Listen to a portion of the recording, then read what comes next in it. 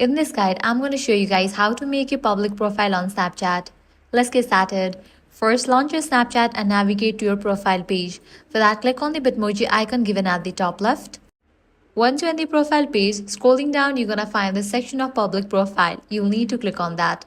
You must be 16 years or older. Likewise, public profiles are available only in certain countries. If you meet this, you will get the option of public profile. You'll need to click on that. Now, you'll need to provide these information. You can add a profile picture. Likewise, add some caption to your bio. You can enable or disable follower count. Likewise, edit background image. From here, you are able to share stories and spotlight posts, access insights and analytics for your content, start growing followers who can view and interact with your posts. And that's it. This is how you can easily create public profile on Snapchat. If this guide helped you out, do not forget to like, share and subscribe. Thanks for watching.